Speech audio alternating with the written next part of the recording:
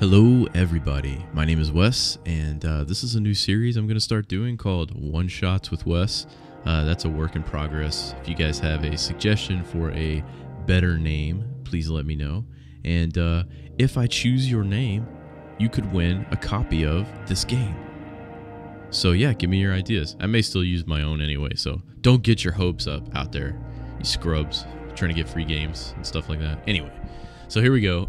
This is a game called This War of Mine. What I'm going to do is I'm going to play this game for one short session, 15 to 30 minutes, and then I may continue this as a series, but I'm going to wait and see if you guys are interested in following along and seeing what happens with the crew that I end up with in this game.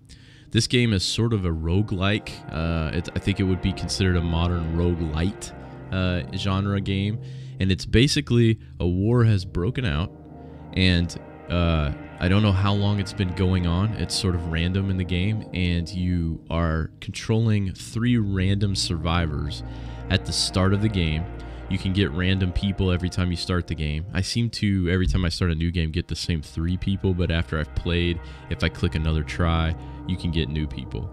So you have these 3 people. Their goal is to survive dying, basically, and get through the war until the end of the war. The amount of time that the war lasts is random. It could be 15 days, it could be 30 days. I don't know all the details about that yet because I have not played all the way through yet. You basically loot things, survive, craft things to survive, and so on. There are no zombies. It's not about zombies, but there are other people, which, let's be honest, are always the real threat. So this is going to be a little bit of a somber game. If you've got any issues in your life right now, like a family member that's in a war, a friend that's surviving in a shelled house, or people that you know that like to eat other people, or anything like that, please don't watch this video because it will hurt your feelings. Okay, so it's a very sad game. I played once for about an hour to get the feel of the game and the controls so that I wouldn't be a total noob starting this up. And really terrible things happen. So let's see what happens in this war of mine. So we're going to do another try. Start with a fresh group of people. Here we go. You will lose your current progress. Yes, please lose that progress. It was horrifying. Horrifying, absolutely horrifying. Here we go. Day 1. The graphics style is really cool too. Penciled in art style. Very neat. Yes, also fuck the war. Of course. War never changes. Also, what is it good for? Absolutely nothing. Okay, hey, I've started with a person I have not seen before in my 3 or 4 starts. That's cool. So let's see who these people are. So this is a shelled house that we live in, abandoned. Your goal is to make this your home and survive here, basically. So here we go. How long has this siege lasted? It's hard to say when every day is a struggle for survival. The city is crawling with snipers. Shelling is ordinary business almost every night. Phones don't work. There is a shortage of food and meds, and many people are left homeless. Bruno and Marco have always been good friends, so when the war broke out, they decided to stick together. They met Pavel while scavenging for supplies. He used to be Pogoran's star football player. Now he's just another homeless victim of war. So they teamed up, hoping for the best. Yeah, I haven't seen this guy on the right before. I guess this is Marco.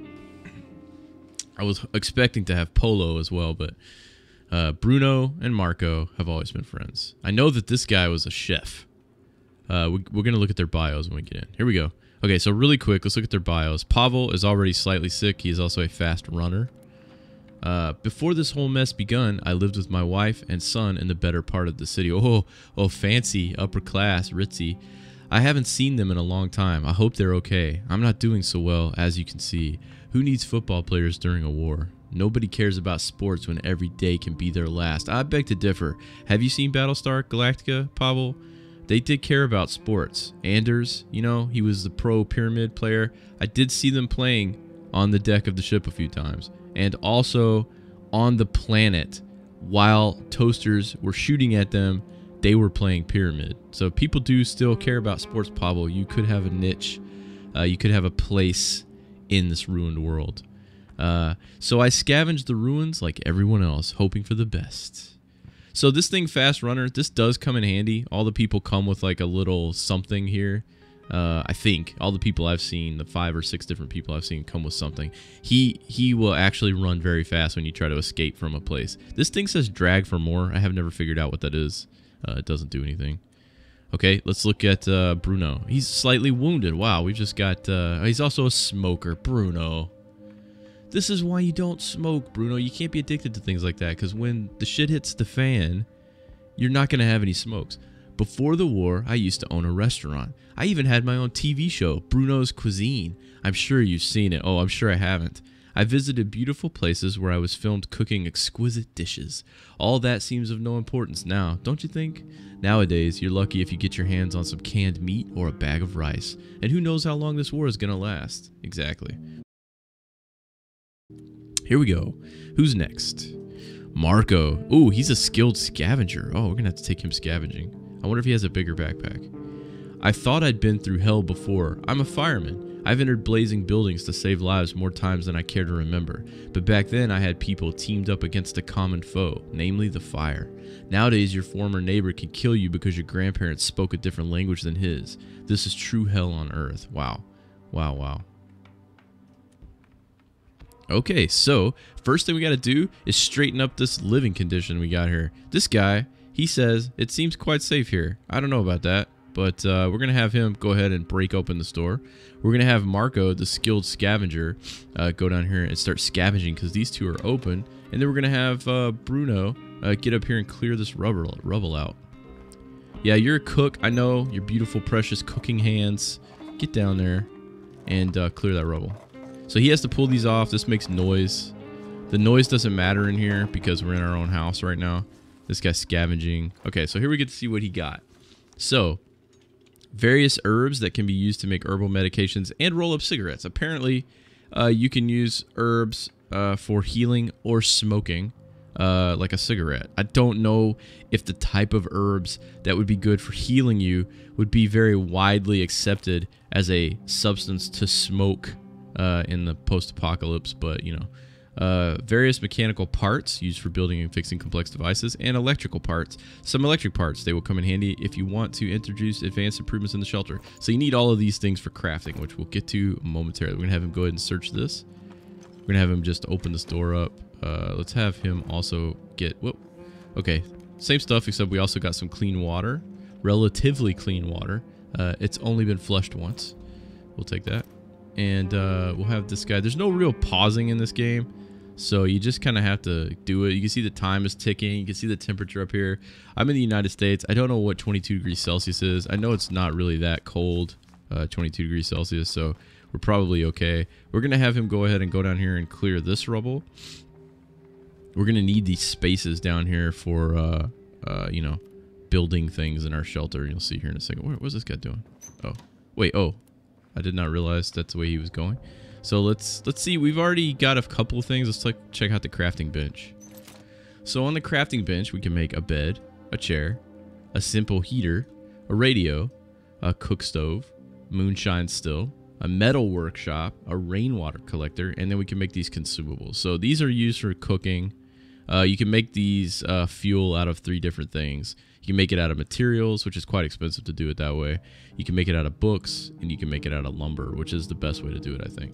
And then you make filters and use the filters in the rainwater collector to collect rainwater. So our goal is to get the basic necessities crafted and then upgrade the crafting stations.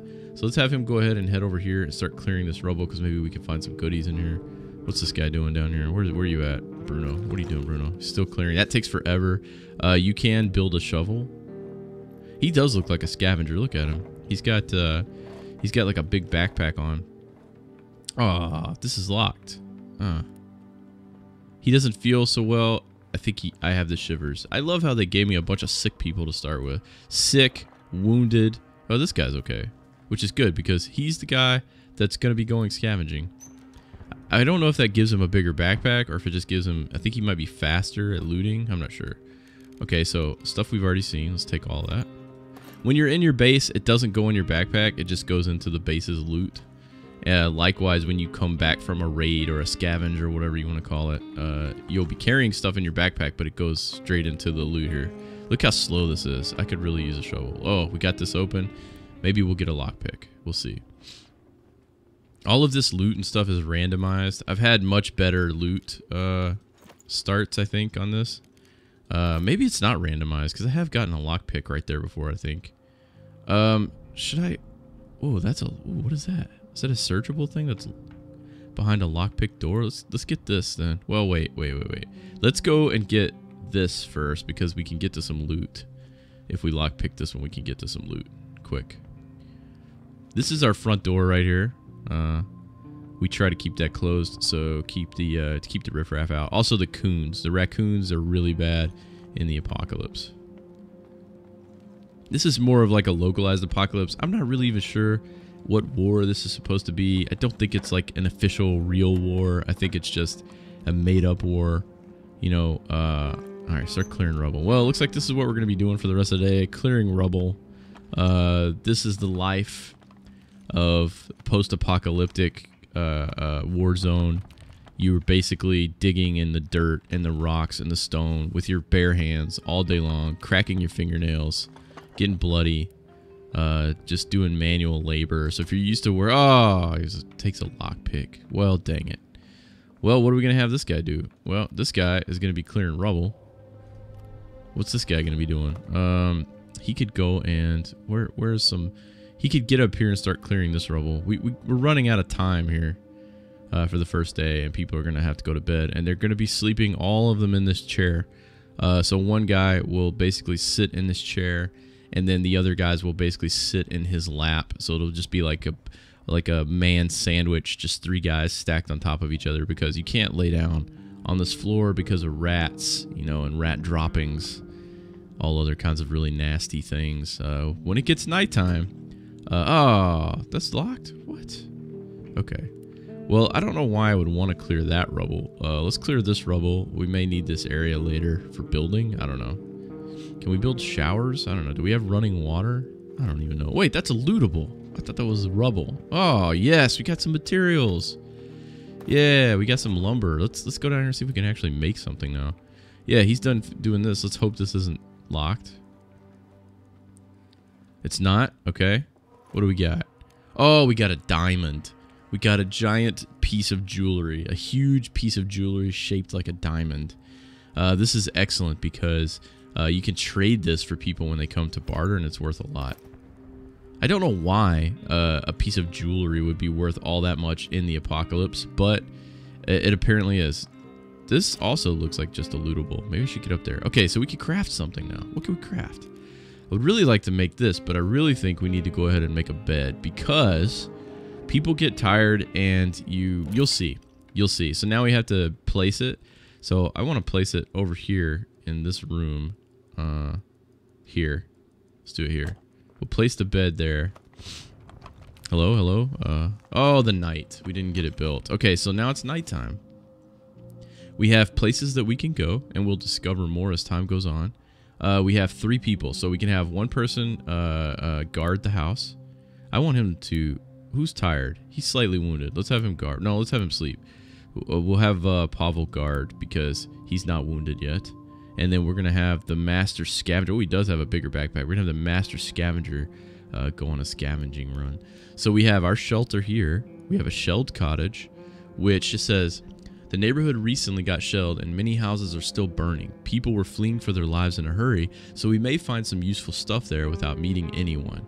So some food, huge amounts of materials, lots of meds, huge amounts of weapons, lots of parts. Okay. And then there's also the semi-detached house. It says danger on this one. Let's see. Half of it is a ruin, but there are people living in the other half. They don't seem friendly. At night, you can sometimes hear shots fired from there. We could probably scour the abandoned part for supplies if we manage to sneak past the inhabited part. Okay, I'm not going there anytime soon. So this place is a decrepit squat. It's been inhabited by the homeless since long before the war. They've always been struggling with the lack of food and might not have survived the recent shortages.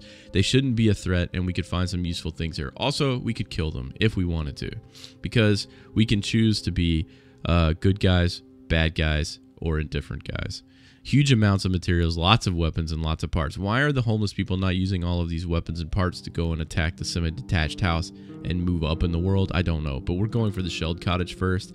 It seems intended that you go for the shell cottage first because there's no danger here. So now we have to prepare. We have to prepare Mr. Marco, the skilled scavenger. So what are we going to take with us? We're going to take this jewelry. No, we're not.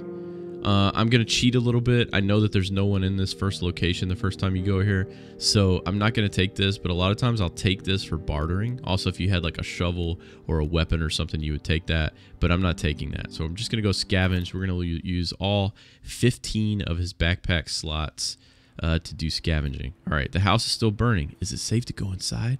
We're just going to start searching everything. So this game is a one-handed game. Very good if you have children or a baby like I do. You can play this game with basically one hand. You do everything with a mouse. Just click, click, click. Oh my gosh, look at all of this stuff. Grab it all. Oh, we got every bit of it. So the good thing is that we can drop this stuff if we see something better. All of our backpack slots are filled up. I'm peeking through the keyhole. I can see all the way down here and there's nothing. So let's get this door open. You'll see little pulses pop up. Ooh, the fridge. We need some food big time. You'll see little pulses pop up. That's the sound I'm making. Do they have any good food? They do. So we're going to drop some of this wood. Actually, this is not a full stack, so I'm going to drop that as well. I like to try to take only full stacks of things. I'm also going to drop the gunpowder because we don't need that yet. Let's put that gunpowder in the refrigerator. Let's get all of this food if we can because we're going to need it. We also probably should take some water. I got 2, 4, 6, 8, 10, 12 of those. I got 4, 8, 12, 16, 24 of these materials.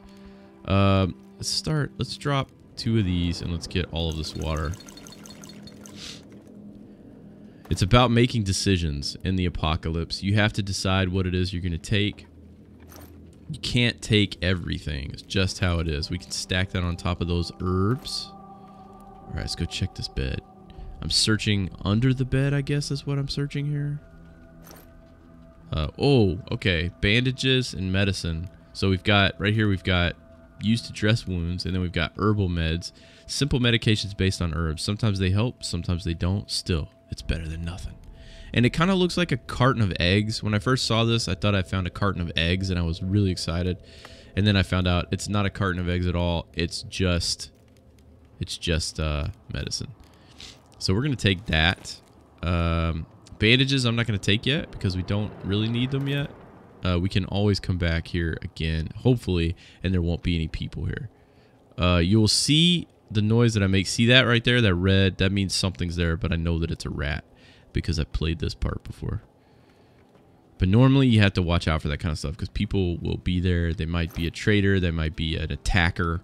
They might be a horrifying mummy or zombie. No, there's no zombies in this game. You'll be happy to know. Ah, I can't get in here. That's different. This wasn't locked the last time I came here, I don't think. Well, we're pretty much done here then. This is a tiny house. Let's go and look over here real quick and just see. Oh, there's some. Oh wait. Oh, there's a downstairs. I forgot. I completely forgot about this. What is this? Let's search this. Maybe we'll find like a pistol or a Bowie knife. Nope, just a bunch of wood.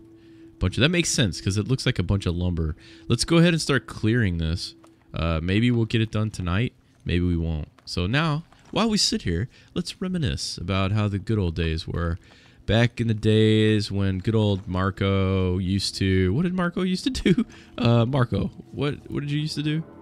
Oh yeah, he was a fireman. Back in the good old days when Marco got to experience burning buildings, and he remembers that time when he went into a burning building. It was a big 2-story house, and there was a lady on the 2nd floor screaming, and he went inside, and she had a child and a dog, and he realized that he couldn't save all 3 of them, so he grabbed the child in one arm and the dog in the other arm, and he jumped out the window onto one of those big firefighter trampolines, and he did a jumping pirouette into the air off the trampoline, landed on his feet, and then the building collapsed and the mother died. But the child and the dog were both saved, and the dog was not even mangy or anything, and was quickly adopted. And the child was put in a foster home and grew up amongst drug addicts and other ne'er-do-wells, and turned into a drug dealer himself, and is now in prison. So yeah, Marco remembers the good old days, how they used to be before he was scavenging dirt with his bare hands. Oh, it's all locked. Well, we know we need some lock picks. We know there's a whole lot of materials here. Let's bust open this back thing if we got time. It is now 1 a.m.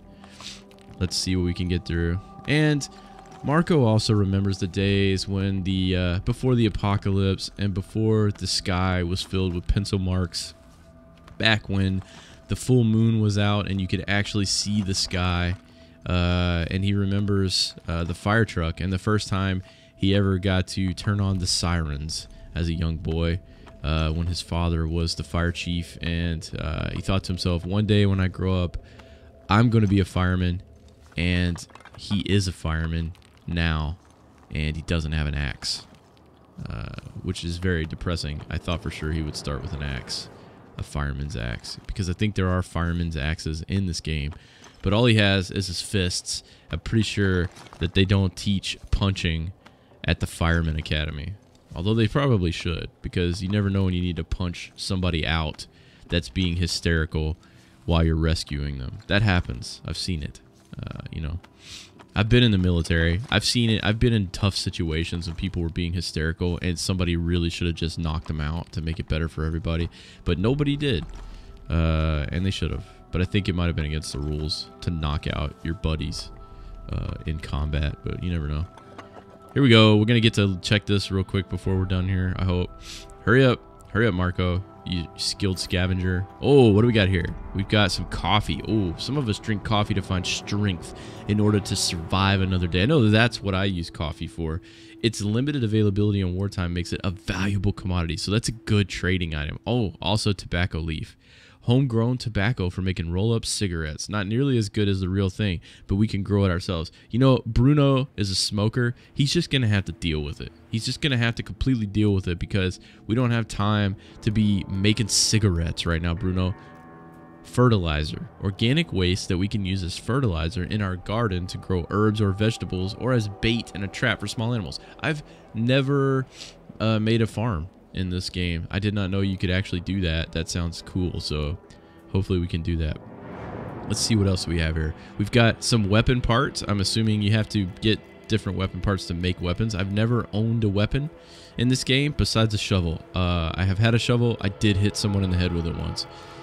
So let's we're not going to take any of this stuff because we don't actually need any of it right now, but now we know it's here, and now we're going to be done for the night. So here we go. Marco is back. Thank goodness. Well, I'm glad that Marco made it back, and I would really like to find out what happens after this. If you guys would like to continue watching episodes of this, please let me know in the comments and like the video. And from you guys' feedback, I'll figure out whether I'm going to continue this as a series. My time is very limited, so I would like to do things that people actually enjoy. And if you guys liked it, let me know. We'll continue it as a full series, and it'll pop up on here in the next day or so as a complete series. And we'll play it all the way through to the very end and see what kind of crazy stuff happens to this band of brothers surviving in this post-apocalyptic war zone. And that's it. Thank you guys for watching. I really appreciate it. I had a good time doing this, and I'll see you all next time. Goodbye.